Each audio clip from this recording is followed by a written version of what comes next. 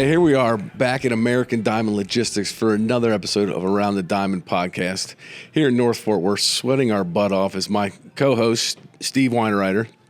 And our other host is temporarily on the DL. We really don't know why, per se. Maybe she can chime in later on to see what's going on right back there. And here Steve is back from... I don't know what number vacation this is. But so what I figured Too now, many, man. So what I figured is now, so we're just gonna have to start bantering wherever we are, sending videos. Yep. There will be one coming for this podcast for sure. I was knee deep in meetings when you did that golf text or video. That was a kick to the shin. But what constitutes a meeting? I mean, you had a meeting from a cruise ship in Alaska, right? Did you have any meetings when you were in Hawaii? Yeah, I did. A couple phone calls. Yeah, I did. So you like to say that you were actually working? I was not much. The time zone difference that's what is it? 4 hours? 5 hours? Here is 5. Oh, yeah, it's 5. So the first few days, my phone was going off at like 2:30, 3:30 in the morning the first several days. And PJ was one of them. And I said, just a reminder, I am 5 hours behind. This was good news, so it's okay. I'll go back to sleep for this one. But yeah, that was pretty constant, man. Surprised Nicole didn't smash your phone at going off at 2:30 in the morning. Yeah, I mean, most of the time it's smashing my face, but she expected it, I think. But it was pretty consistent the first 3 or 4 days. We're slow learners around here. That's fine. I mean, that's just a part of it. I mean, I did go to college. I did not graduate, but I went. I was there. I participated. So that's what you get. So that's why we have the brains, who's usually here, Miss Elise, but she's recovering from her. What do you think? The 15-day DL, or they got the 7-day DL now, or what? What is that? Elise, is this retroactive? How far back has this been going on now? 4 years, maybe. Oh gosh. She's more trying to, I guess, workers' comp's out of the question. Yeah, we're gonna have to DFA her. She's designated for assignment. Man, she's off the 40-man roster. So it's okay, at least. I think we can hold it down for a while. Hopefully you'll be back. When you get back, Steve will probably be on another vacation. It's a few weeks out. Is it? It's a few weeks out. Yeah, the 27th. Where are we going? Which part of the world are we headed to this time? Mexico. Okay, so hold on. Let me draw it on the map. So we're going from Alaska to Hawaii. I wonder how many miles that is that Mexico. I've done this summer. What's after that? Aren't you going to How many Europe? miles? How many miles is it to Anchorage? We are today's guest, which was I played golf with yesterday. Yeah. Which was, like I said, blazing hot. Who was this? Just a random. Scramble or? No, we just went out and played. Okay. A friend of his is a member out at, I can't even say the name of the course because it makes me want to vomit. But anyway. You are going to wear a Cowboys jersey when Aaron comes on. Not a chance in hell. No way. No way. I might have all Eagles gear, everything just pumped up for that. So, but yeah. So our guest today, Taylor, was a golf, went to Oklahoma, Boomer Sooner. So those guys. We got way too many Sooners. I know. And Mark was there yesterday. So Mark was there yesterday as well. So we had Mark Clayton was there yesterday playing. So it was his daughter. So yeah, I was surrounded by Sooners yesterday. So it was good. They're riding high from their baseball national championship this year. That's right. How do you go from the basement 8th in the SEC to winning a national title? I don't know. It's all about getting hot at the right time. I guess. I don't. Yeah, actually, it's one of those things where it's like a round robin, and you get like a double draw, a double bye, and then you let all the good guys beat each other up and knock each other out, and then just coast into it. Yep. So we'll have to talk to him about that and see what his thoughts are with everything with that. So I'm looking forward to having Taylor on and hearing his story about with the surf and turf golf that they've come up with. So it's you liked my hat yesterday too, didn't you? That thing was sweet. Yeah. He's got he's going to bring some more in, some more good. some more swag. So good. And I'd like to welcome today's guest, Mr. Taylor Artman. Taylor, he is the owner of Surf and Turf Golf, and this is a venture that he started a long time ago. And one of those things, we played golf yesterday. It was so hot, and that is Taylor's passion. And I want to know, I know as kids, right, we just swing things around the house, right? Golf club, whatever we can to hit. Mm-hmm. How does someone get started at golf? Was it something that your dad or brothers or something did, or was it just something like, I hit this pretty good. Let me do this. So I think I've got college teammates and buddies that have started both ways, right? But mine was it was my babysitter. My dad would take me out there when I was 3, maybe even younger, 3-4 years old. I was so young, he didn't know what hand I was. So he got me a little cut down right-handed club, and whenever he wasn't looking, I would flip it around because I'm left-handed, and I'd hit it with the back of it or whatever. And then finally, he found an uncle of mine that has left-handed clubs, got me one of those, and then it was kind of natural. But he would let me run around. He didn't really force the game upon me.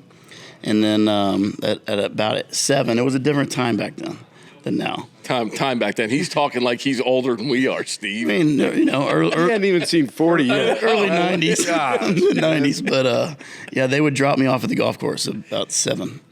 And then we did that all the way through school. And during the summer especially, like in the morning, and then pick me up in the evening after work. And there was about 15, 16 kids out there between 7 and 15 or whatever. We couldn't drive a car yet. And we'd all hang out there and play golf all day, go to the pool, probably bother everybody. Where'd you grow up? I was in Norman, Oklahoma. Okay. Yeah. And so I would say that my dad introduced me and then obviously taught me the game. But those summers out there as a young kid, trying to keep up with the 11 and 12-year-olds or whatever, that's really where I kind of learned I'm picturing how to play. Jack right now. Yeah. Very similar. Right? Yeah. Very similar. Yeah. Is that exactly what? So I mean, did you do anything else as a kid growing up, or Yeah, I played basketball. I played all sports at one point. Basketball was the only one that followed me into later in life, to when I got into like high school and all that. But yeah, golf was definitely the summer every year, and I literally spent almost every day in summer at the golf course. Did you destroy him yesterday? Not as bad as I should. Really? he hadn't played in how long has it been? I've been kind of banged up, so I've played about 3 times this summer. Banged up. Yeah. Banged up at that age. I didn't play too hot, but it was fun. Yeah. It was freaking hot outside. Yeah. I'm trying to get Kevin to remember what course y'all played at. Cowboys Club. I knew it was something. I just couldn't think. I couldn't think of what it was called. I refuse. It was hard enough trying to use the golf tees that have that stupid thing on them. They do. They all have it, don't they? Yeah, they do. I was trying. Yeah. I didn't even want to wear the lapel pin. I couldn't. Let me tell you, force myself to do it. I promise you, that golf tee didn't want to play with you either. Exactly. That's why I broke them all. Yeah, the ones that I had, I broke them all. That's why you ended up in the weeds. Probably. Yeah. But that's fine. That's a part of it. It's I've heard golf referred to as other things where I can't use the language on the show, but my military buddies they call it whack. Right? Yeah, I've heard it called that, and I can understand why. Because I remember as a kid, those plastic golf clubs with the plastic golf bag on the 2 wheels, right? And you had the golf ball was about this big, and it was hard as a rock. Oh yeah. And you would hit it around. It had 3 clubs: it had a putter, a driver, and just an iron. Yeah. But it was shaped on both sides. You could hit it with either side. Do you remember those, Steve? And you could hit it from here to the back. Yeah, they're all like yellow and red and blue. Yeah, yellow, red, and blue. Yeah, you don't remember those? I don't remember that. No. You must have lived under a rock. Yeah, no. That's why you take all these vacations. Maybe you're on too many vacations. Maybe. At that point. Steve takes a lot of vacations. I forgot the toy company, but it was whatever those are, right? Yeah. Mattel? Is it Mattel? Mattel, probably. Maybe? That sounds right. I don't know. But Steve takes about the plastic ones? Yeah. Yeah. Yes. Okay. That'd be the same color as that little rounded car that would drive. Yeah. Steve takes a lot of vacations, so he might be mentally on vacation right now. So we do that. But yes, I remember that golf ball because it was as hard as a marble. It'll crack a frame. It had dimples on it. Yeah, you could break a window with it. I just remember those. And I think they were probably still my size right now. They were. There was like those one-handed hockey sticks that they have now that you can play, the little mini sticks. Yeah. But I remember, I think I got the kids that just because I'm like that. I think it was the sound. Because remember we had those big red baseball bats that had the handle was smaller than the barrels. Those were the best, man. Yeah. But it had that noise. It just really kind of got to you. And I think that's what those golf clubs had. They had that. Yeah, they had that noise to do that. So yeah. You know, and playing and everything. So you're a kid, and then was golf was that what you loved to do, or was it just something that was I wanted to play basketball in North Carolina like Michael Jordan, like everybody else in the '90s, right? No, that's what I was gonna do, but that kind of fizzled out for various reasons. But so then golf was my backup plan. But you didn't have the height. North Carolina guy. Like when I was, I think 13. My brother, one of his best friends growing up, played at Carolina. Matt Winstrom, he's a 7-footer. I know he is. Oh yeah, yeah. And my brother was a Carolina. My brother and sister, they took me to a Carolina game. It was pretty sweet when I was pretty young. Like that was my dream, was basketball. Mm-hmm. But as you get into, especially those influential ages, like 13 to 15, 16, you want to be as good as you can be at something, and golf came naturally. I would win everything I would play in. Basketball, I was fighting for a spot, on the court. And so golf slowly started taking my attention more and more. I mean, I know back then they didn't have a lot of, they didn't have social media at that. So at that point, who did you, as a golfer, did you watch? Is that all you did was watch it too? And just I would watch it quite a bit with my dad, especially probably on the weekends. And then he took me to a couple tournaments here and there. My favorites at a young age were Greg Norman and Payne Stewart. And then this guy Tiger came up a little bit later on. I've heard of him. And then after that, it was Tiger and Sergio for sure. Mm-hmm. I got to meet Sergio in 2001, and I was 13, 14. And he couldn't have been nicer. Took me in the clubhouse, got me all these autographs, everything. That was just the coolest thing when you're that age. That's, he hung the moon. Mm-hmm. And so I would say, Greg Norman and Payne Stewart were my favorites. And then, and I like Nick Price back then too, but he was number one in the world, I think, when I was little. So being a left-handed golfer, there aren't a lot of left-handed golfers, are there? Not a lot. And so you try and... A lot of people thought I'd like Mickelson because he's left-handed. Yeah, true. And I didn't mind him, but he wasn't my favorite. And then there wasn't many more. Back then, I'm trying to think. Steve Flesh or what's the guy who played both ways? I forget his name. McElgrady. He played left-handed and right-handed. Really? Yeah, I'm trying. I don't think there was hardly any superstars who were left-handed really for a while. I don't think I watched golf. I couldn't at that point. First of all, my attention span is oh my gosh! You probably saw yesterday on the course. He sees squirrels like 7 a second. Yeah. What do you want me to do? I'm trying to focus. I second that. Yeah. I'm trying to be able to do that. But I mean, so I wouldn't watch golf to do that, to be able to sit there and watch. I mean, unless I'm playing it, right? I can't sit there. I can't watch it now. Yeah. That was where Tiger came in and made it cool to watch. Yeah.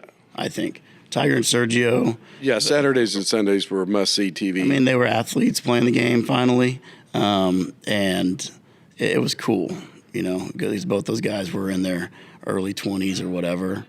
That's where it got different, I think. What was high school golf like back then? I can't compare it to right now, but I know that it was more the old school vibe. Like, it wasn't like nowadays that you listen to music, you do all that or whatever. It was a little more uptight. Mm-hmm. And so I think it was harder. There was more of a barrier to entry for kids that maybe didn't grow up on golf courses and things like that.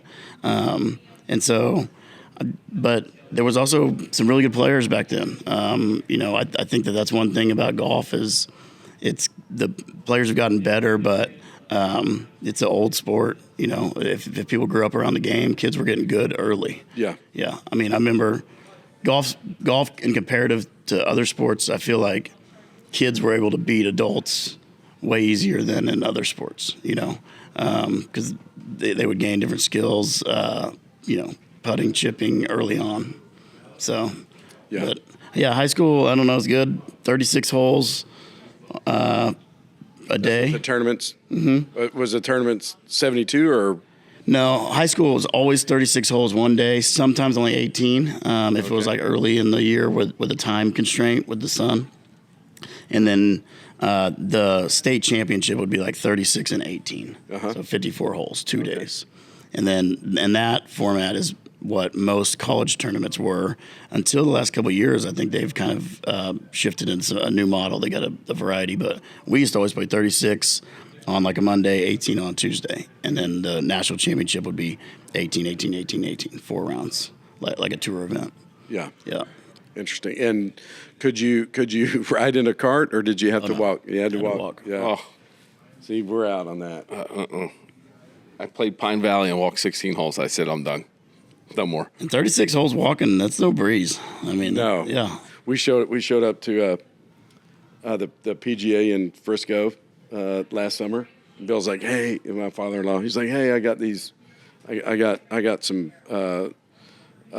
passes, so I got a couple buddies to come, and we all met over there, and we're trying to find the check-in, and like, Bill, where's all the golf carts? You know, and we find the starter, and he's like, okay, you know, you guys are walking today with these caddies over here, and I look at Bill and it's walking, and if you've ever been out there, that is a massive complex. It is. He's like, yeah, you know, you guys are probably will get about 14 miles in today or whatever, and it was 107 degrees or whatever, and I think I birdied 2 out of the first 3 holes, and was like, yeah, this course is easy, and it did not go well after that, you know.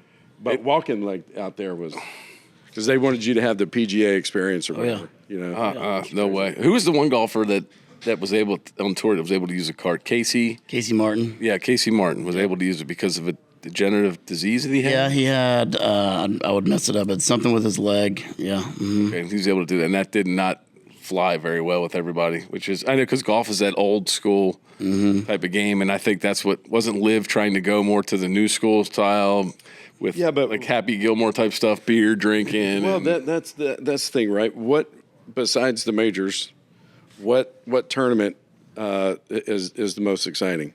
It's the Phoenix Open. Yeah, probably. Right? Oh, the waste management one? Waste management, yeah. Probably. And they're having a great time, and you can talk while they're Really? like on 16, right? Like on that par 3. Oh, the par 3. Everybody's if I have to drinking. go to any tournament I get invited to and go watch one day, I'm going to go watch it at the Waste. Absolutely. Not even close. Absolutely.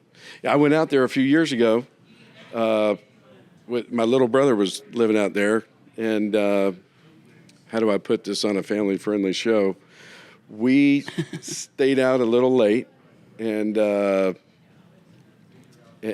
probably had a few too many beverages. And I was, and I'm 12 years older than my brother. I thought you were going to say you were 12 years old. That's what I thought you were going to And I was ready to go. I was ready to go. So he's like Taylor's age, right? Yeah. I'm ready to go. I'm like, hey, it's 11 o'clock. Like, let's go. And no, he was out of commission. Really? I missed being able to go. So you didn't go? I didn't go. No way. No, because it was like an in and out trip. Yeah. See, I thought you were going to say you stayed up like until the next day because everybody's got to get there so early. That would have been a much better idea. Yeah. We'd have fit right in with that crowd there. Seems like that's a thing. They go out, Oh, yeah. one of the nights and they just don't stop. Right. Yeah. That 16th hole, that par 3 is like, That's where everybody goes. Crazy. So is it better to just sit at one hole, or is it better to walk around and follow somebody around the course? I don't know. I think If you're watching there to watch golf, the second one there. But if you're there for the experience, probably stay on 16 if you can, I would say. I mean, just in general, because if I'm out here, I'm so antsy. I'm like, give me a club. Let me go take a swing. a lot of those courses though, you can find a place to stand or sit, and you can see multiple holes too, Yeah. right? Okay, but I was just wondering if it was easier, for doing that, if you're a fan of it, to just sit at one hole or to walk around. I know, the Masters is different than everything else, but to just walk around. I mean, gosh, dog. At some point, they said you're not doing anything, and you're there. You're not there just for 4 hours, right? Because it's more than because you're watching however many groups there are. Forever. Yeah. Yeah. So I mean, yeah, I don't know if we wander around and see. You probably put on twice as many miles as everybody else that's out there. for sure. And then you ended up you stayed local in Norman, went to Oklahoma, right? No, I went to Oklahoma City University. Okay. Yep. But back to that, the 16th, I've got a vision board, and we want to have one like big sponsorship, and we want the 16th hole to be called the Surf and Turf Stadium hole. Yeah. At the Waste Management, because we have 16 in our logo, and then we're course to coast, so we're this on and off course brand, right? And we're a community, and so. That's got to be a pretty big sponsorship. Yeah. So we got to sell a few more for items, great. but it's on the the big list, the big vision. Yeah. Absolutely, that's great. It's You got to have we brought it up. You got to have the stretch Yeah. goals. Yeah, and it's specific to that hole. Yeah. I'd rather sponsor that than have an entire tournament. I think. Yeah. Because that's where the community meets golf. Yeah. So. Well, I'm glad he's an Oklahoma City University guy, because that'd been way too many Sooners on this show. We got to get some Longhorns. You see, go ahead. You talk about schools and everything. Golf scholarships are. Yeah, what was that like back then? I know it's a pretty big deal nowadays. So you usually have, I think it was back then, I know enough to be dangerous in comparison to now, but it would be like 4.2 to 5 scholarships, something like that you would get, but you'd have a team of 10 to 15. Mm-hmm. So there's a lot of partial scholarships Yeah. in comparison to football and basketball, from what I know, which is good. And you kind of work your way up. I remember, like, I started as full tuition with another school, and when I transferred in, I had to go on like a half scholarship and then work my way back up with performance. And I think that's pretty common. Yeah. NIL was going on when he was in school. No. Changing schools. I wish it was, but not for me. But that would have been, cooler to, I guess, experience. Well, if he got a full scholarship, he was like the Kevin Minch of the Delaware baseball team. Don't sleep on that. Yeah. On the programs. That's all that matters. Yeah. Sad part about our program, Oklahoma City University, it made the news. It's been on from Yahoo News or Sports to Golf Digest, Golf News, everything. We're the one of the winningest universities, but our golf program is the winningest at the school. We're NAIA, and they cut the program this year. Really? In December, announced they're cutting it. They didn't give us as the alumni any chance to save it. We put together kind of some solutions with, that were going to be 7 figures to help them. They said, no, if you can't give us $10 million, that we're cutting the program, which is crazy, because $10 million could fund the men's and women's for years on years. Years. Yeah. And it's like, we just need to fund it for a year or two and then get a plan to keep going. And they wouldn't hear it. I've got pretty vocal on social about it. Sure. And we even had to chip in the other day. I'll backtrack. So the kids, they get a shout out here, and their coach, Blake Trimble's a friend of mine. He gets this news, has to tell the team. So we're in this NIL era, right? You got a bunch of good players. They all elected to stay on the team instead of hit the portal and transfer, which says something. Mm-hmm. And they all said, we want to win OCU because we've won so many national championships. We want to win one more. And they all took big risks, because now at the end of the year, you're not going to have a place to play because you're done. And they went and they won the national championship. Nice. They had an individual national champion on the team, and then the team won. And then, the next day, there's no program. And we even had to pitch in to buy their national championship rings. I'm really disappointed in my alma mater. They're pretty much dead to me now with no golf program. And I hope they hear that. But but it's a story that has made the news, but I think it needs to be talked about more, because, in sports, like, if you're not protecting your historical programs at these places, I don't know. I think colleges, they drive in students because of athletics, whether you like it or not. Oh, for sure. And so when you start getting rid of that, it was interesting. So, yeah, I went there. We had a great program. It's a shame now that in 10, 15 years from now, I talk to a college kid, they'll never have heard of it, So, but it was a good school. Bad. Now, how does so I guess the scoring, the way it works. So you have individual competitions, right? And then you have then it's a team competition too. So it's 5 players always, and then you take the low 4 per round. So if you played 4 rounds, and let's say one player shoots 65, 80, 65, 65, right? If the other 4 guys shot 79 or better in the second round, that player would get kicked from the team on that one round, but his score individually stands. His cumulative score is his score. So you've got an individual race of all the players and then the team race over here. And so, and you could even, let's say you got hurt in a round, you could, I guess, withdraw from the individual if you were, didn't finish a round for whatever reason, and then still come and play for your team on all the other rounds and impact the team score. So what was, we talk about leadership a lot on this show too. What does the leadership look like on a golf team like that? Is there like somebody designated as a captain and that sort of thing? Yeah, that's a good question. And I've never been asked that, but I use it at least internally a lot. I was team captain of my high school and my college team, which was what you have way more of a leadership role at a college level. And yeah, I relate to business a lot, especially in golf, because versus football, baseball, basketball, these other sports where you've got substitutions in and out, things like that, or you're passing the ball and you can kind of take a break for a second. In business, I don't think you have that. Yeah, you may, you have a rotation of, you complete your task, hand it over, whatever, but you're always needed at your no position. timeout. There's no break in golf. That the next shot matters, right?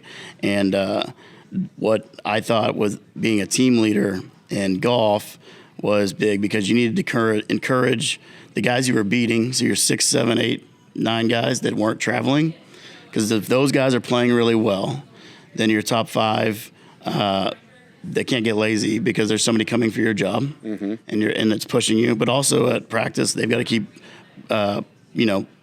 pushing the others and practicing and showing up. But the big part was during the rounds when you see the freshmen on the course on another hole, being able to see them have a rough start and be like, man, it doesn't matter. Like, you can still help win the tournament for us because it takes one good round. Even if you shot 85, this is a team game now. It's not like your junior tournaments. You're not out of the tournament, and things like that. And so I thought it relates to business the older I get, because you got to keep your team involved. If they've had mistakes or whatever, even though they feel out of that project or whatever, it's like, no. You got to keep going because it's way bigger than that, And I think the momentum can carry, because if guys can play one good round of the 3 and help the team, they can go into the next tournament with momentum, even though if they finished last place in the tournament individually. And so I thought that was probably a big point to be a team captain, was to keep your guys in it for the team the whole time. Right. Because especially guys in golf, they'll look at the individual way more naturally because it's an individual sport, and you really got to train those guys on the team it's not about you. Right. The same thing goes for like your seniors or your stud on the team. I was a team captain, but I wasn't necessarily the best player on the team. And you got to keep that guy's head in it too, because he's used to winning. He has a bad tournament. It's like, get your head up, dude. It's not bigger than you. And so I thought that was a role that I really liked, but is undervalued. And I think the teams that win in team golf, they have that player that, is not afraid to tell the stud, straighten up. Yeah. And not afraid to lift up, the younger guys. Right. And I think business relates to that. 100%. We talk about that a lot on the show. And I'm a big proponent of looking when we're adding to our staff, the folks that come in with a team sport background, are always very, very high on my list for sure. Because and that's a very similar analogy to baseball. Baseball's it's an individual and a team sport, right? You got a pitcher versus a hitter, and but that that obviously affects the rest of the team. So that's very similar, and I like that. But we always look at does somebody have a team sport athletic background? And if they do, I think that's a huge plus. And for me, I didn't play sports after high school, but my high school program taught me more than anything I learned in college. Right. There's no way I could run a business without having that experience 100%. in high school playing baseball. And we had I saw Coach McCune the other day, and we had the same conversation, and it's that program was definitely better than the experience a lot of kids get in high school. So I was very fortunate. But I think even the programs that aren't as good as that, you're still by default you're still learning how to compete in a team environment, right, and help the people around you, and that's why I've always had my kids in sports is not to put them on a path to professional sports. It was how is that experience going to help them in their professional career, whether they start a business or not, right?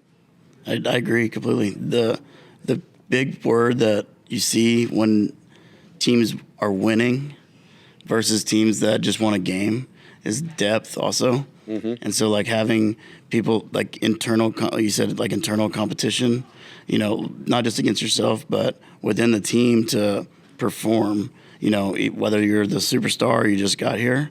And so like I'm big on athletic backgrounds. Absolutely. Working for us. There's certain roles you have to have played in college sport. Sure. Yeah. And if you didn't play college sport, you had to be involved in sports and learn those traits. Because I'm with you. I learned more from my athletic career than I ever did in my academic career as far as not even close. business. I mean, it's really not close. Not even close. I couldn't even tell you 80% of the classes I took. I couldn't tell you. I could guess, right? Yeah. But yeah. Marketing 1, I'm sure it wasn't called Marketing 1. But Right. it feels right. Yeah, absolutely. Yeah. So you're out there. So this is something I've always wondered.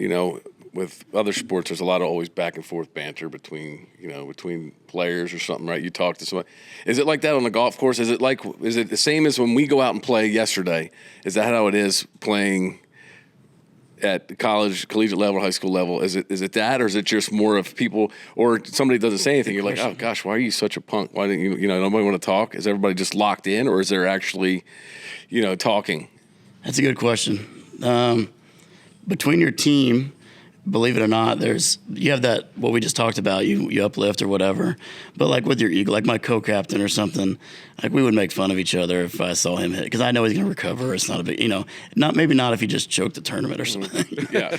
There's some boundaries. Yeah. But, so there's some hard times given. But between competitors, there's a little of that. And then there's also, I'm playing my game, you're playing yours. It really depends. A quiet, straight-laced guy that's kind of in the zone, if you will, like a tiger type guy, he can set the tone of a group pretty good because, you don't want to go that. You really need it to go both ways. But if the 2 guys or 3 guys in the group, or girls, know each other, get along, it's friendly, there's a balance. But they're supportive on one hand. There might be some backhanded or whatever.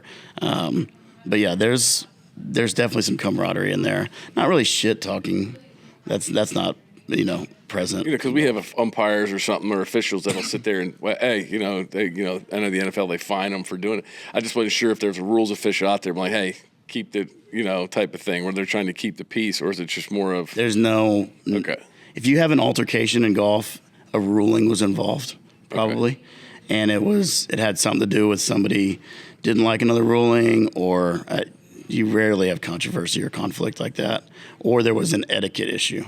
Somebody keeps moving on when they're hitting. There's a disrespect, but it's never with words. It's usually with some sort of. That's why I blame my bad drive yesterday on Mark. I was taking my backswing, and he was right behind me taking a practice swing, and I topped it. You definitely talk. I had a best friend. He's playing for another team. He's coming up 13. I'm going up 12. And we both hit our balls in the trees here, right? And we got so sidetracked BSing with each other that we get up there. I hit up there by the green or whatever. He hits this way.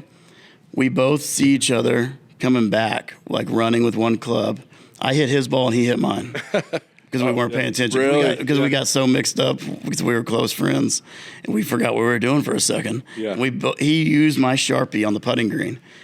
I was marking my ball with purple, and he came up and was like, "Can I use that?" And our markings were different, but we both had some sort of purple line or whatever, and we were sitting in the rough, weren't paying attention. So, if that tells you, like, we're sitting there talking, not even paying attention, that wouldn't happen in other sports. You can't do that. I was focused on Sharpie because he was complaining yesterday about who has got a Sharpie. No, he said, Too soon. Yeah. I marked my ball. Yeah. I'm going to mark my case. Your box of them? You got the whole case of balls? Yeah. For 18? Yeah. I mean, I got several. I got several in me in that. What is it with you and the Sharpies, though? All golfers have multiple Sharpies, unless somebody's got like Mark and I. Anybody have it? Was it Mark finally showed up. He's the newest guy to the game. He finally showed up with a Sharpie. I said, what are you out here signing autographs and stuff? Yeah. Unbelievable. But I was using this Sunday bag and I took all my stuff out and I forgot. So I didn't have any Sharpies. So I'm playing an unmarked ball, which for especially competitive golfers out there, that's ridiculous. That's you feel like you're playing with no underwear on or something. I don't know. It's not a thing. Yeah. I mean, just playing this ball just with no markings. Yeah. You just feel like, I don't know. I couldn't get my mind around it. that's where we're out there. It's like, what are you playing? And he's got this line on it, this. I said, okay. I mean, like you said, I just find one in the trees and I'm going to play that one. Absolutely. I knew American Diamond was on the map. We were playing at a random course. Okay. And I was in the fairway, for the record.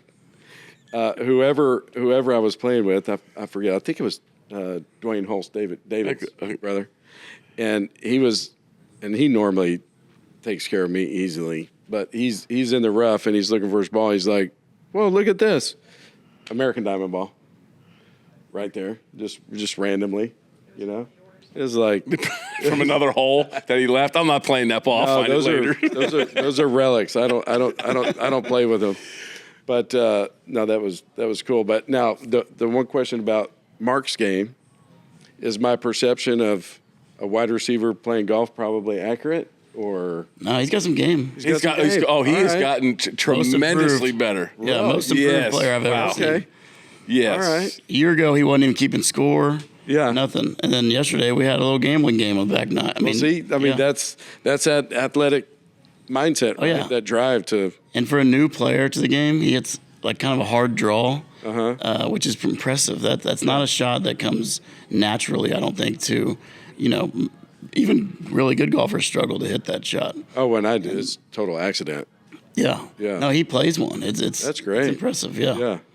And he's picked it up like he looks like a player, Yeah. like he's picked it up. Yes. Not just he's athletic, so He's not Charles Of course, he's Barkley. going to pick up the game, right? Charles But, Barkley out there. Charles, he's got the etiquette, he's got the look, he's got the, Well, Mark's got the swag too. I mean, he's got that. walks like a that aura golfer, about talks him. like a golfer. You know, he's got the whole game down. He's a student of he's the game like- for sure. That's cool. Yeah. But it's amazing. See, that's why he's so successful as an entrepreneur too. Because I think the drive between being an athlete and perfecting your craft is exactly the same on the business side. Yeah, I agree. Exactly the same. So he's like, it's amazing though what you said. You talk about just being athletes and stuff and watching how people can. Well, because most of the time, wide receivers are prima donnas. Mark's True. not. He's like the polar opposite. Slot of wide that. receiver. Slots. on. Yeah, not the outside guys. The outside guys are the prima donnas. Yeah. I'm like, golf game? I don't know. but that's Good for him. I like that. it was fun watching because I remember playing with Mark coming up, and he was one of those. He was all over the place, and it was. But yeah, a couple warm up swings, and this is the same guy. And I'm thinking, Now- did you give him lessons? Now I'd know. Maybe some tips here or there, like I gave you yesterday, but no, Okay. no lessons. No. I played with Ray Mickens. Yeah. And the DBs, if they play like Ray, are really good. So Ray was the best out of our group by a mile. It's So amazing. they take care of the wide receivers, I think, in that case. See, that's in baseball. It was the starting pitchers that were the golfers. Pitchers, Well, quarterbacks, and hockey players, man. Those are 3 good golfers. You know, so after college, Taylor, with golf, I mean, what is it? There's no draft. Yeah. Right? It's not like baseball or football or anything. Oh, we're getting drafted. How many rounds of golf draft are we going to have? 1? You know, so what options are there after college with that? Now they got this PGA Tour U, so it's like top 5 guys get status right away. But they didn't have. I wouldn't have made that anyways. So they didn't have that. You got to go to Q school, and then you got to, you know, obviously polish your game through different mini tours, things like that. And so when I first turned pro, 2012, that was the last year you could go straight from college to the PGA Tour through Q school. And so I did that once. I think I made 2 of the 4 stages and then was done. And then you go play mini tours and things like that. But yeah, there's no draft. It's all performance based. Now there are instances like Spieth or Ricky, who would have made in there anyways. They're phenomenal talents, but they're getting sponsors exemptions early. That certainly helps. You know, your run, because then if you play well, you get more and so forth, and then you can get status. But I didn't have that. You know, I was a solid player, but not a superstar. So, but I moved out to California to practice. One of the big changes is living in Oklahoma, you got to play full time. You know, I used to have 2 months of the year where it's snowing and ice and whatever. So what are the guys that are making it doing? They're playing full time. So I went to California for 7-8 months a year, and so I had no winter, and then I'd come back here from May to October or whatever it was, and then play mini tours and live here. And you had your PGA Tour card for? I only had PGA Tour Canada at one point, but I played 7 professional years. But yeah, that came in 2016, 17. And then, so living in California, that's when we started the brand. So it was that same time, 2016, we started a social club called the Surf and Turf Club. And what it was going to be was we were going to try to attract young professionals into in the SoCal area, into the golf market, and introduce them to the country club members or whatever, but also get them on cool places and then just create a community, honestly. And we were ambassadors of the game. We had some PGA professionals and then some touring professionals out there, and we kind of knew everybody. And so we started linking the two together out there in California. And that started growing kind of organically, got some green grass accounts and some really good ones. And then as that escalated quickly, I happened to get hurt. And during that 6-9 months that I was out, man, I learned how much time was in the day when you're not playing golf. And we escalated the business so fast. It's like, I think I own a business now. I don't think I'm a golfer anymore, you know. And I tried to play briefly after that, got hurt again. I think that was God's way of saying we had a good run. There's a new page, a new chapter here, and we're gonna focus on that now. He literally shut it down. You know, I think I played 2 tournaments, and I crashed a scooter and shattered my wrist. And so that was back-to-back long recovery injuries, and I've never been the same since, and I won't be. But I think that was God's way of being like, we're not going to be that guy that's 43 and still in the mini tours or whatever. We're starting a new path. So that was that was some events that led you to the entrepreneurial side. But where did the mindset start to evolve that way? Was there an event? Was there a circumstance that started to creep into your mind that said, I think I want to consider starting my own business? For sure. When we started the club, that was the community part. I always was a kid that would throw parties, right? In high school or college, always the party was at wherever I lived. And so I've had a natural ability to kind of create little communities or you know, bring people together like that. Tell your parents back then, hey, this is going to lead to something. Yeah, I know you guys are out of town. Exactly.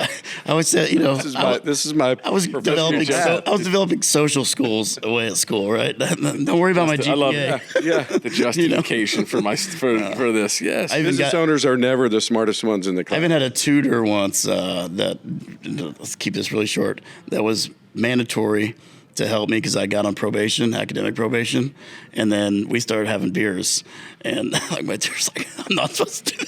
I'm like, I just can't help but bring y'all down. Good role model from it. Yeah, this is my story, but so the community part, that was that. But then when we got into the apparel side, my vision was to kind of fix a problem. I used to wear this rip curl hat, actually, and it had this cool little Hawaiian print under here, and it was a snapback. It looked just like the hats I was wearing for golf, whatever it was, Titleist trucker hat or Travis Matthew had at the time or something. Travis Matthew fixed this problem also, but I would go wear, especially for a while, the last, several years that I was playing, I was on with Titleist. So I had to wear a Titleist hat, ball, shoe, glove, 12 of my 14 clubs, whatever. Well, I'd go to my tournaments, and I would always take my golf hats, my Titleist hat, and I would take 1 or 2 hats that I would wear off the course. And that was the first thing I would do. Even if I didn't have time to go back to the hotel and shower or go to dinner, I don't want to look like, Ernie Els anymore or whatever. It's like, I'm changing. And so I throw on a T-shirt and I put on a different hat, or I untuck my shirt, and all of a sudden I don't look like a golfer, right? And it's like there needs to be a brand that makes styles that fit on professional golfers, and they look like a golfer hat or whatever. But if a non-golfer wore it, they're not intimidated by it. And then, so they don't feel like they have to be a golfer to wear it. And then also, if you wore that same thing somewhere out of context, no one's like, oh, they're golfers, right? No, you can just tell they're a lifestyle person. Like they hang out with golf, I don't know. Mm-hmm. And that was the vision of the brand, was to create something like that when put in context, you could win the Masters in this hat and nobody would really notice it's not a golf hat. But you also, a non-golfer that's never played in his life could be comfortable to wear it. And that was kind of where the vision started. Yeah. Interesting. I like it. And there are a lot of people. I think there are a lot more people that are golfers now. It's become, right, there are a lot more. I mean, I'd be interested to see what the numbers have been from a lot of wannabes. 20 years. Yeah, that's what's holding up the courses. The people that have never played, they're out there hacking around 6-hour rounds, and then you've got to wait. That's the problem. So now, everybody's doing. I think our brand, I've put this in a pitch deck actually before to investors, was timed at the perfect time where it was the collision. It was the after the byproduct, I guess, of a collision of 2 booms in golf. I call it the Tiger Woods boom, which brought athletes into the sport and raised it this way, and golf is cool now, right?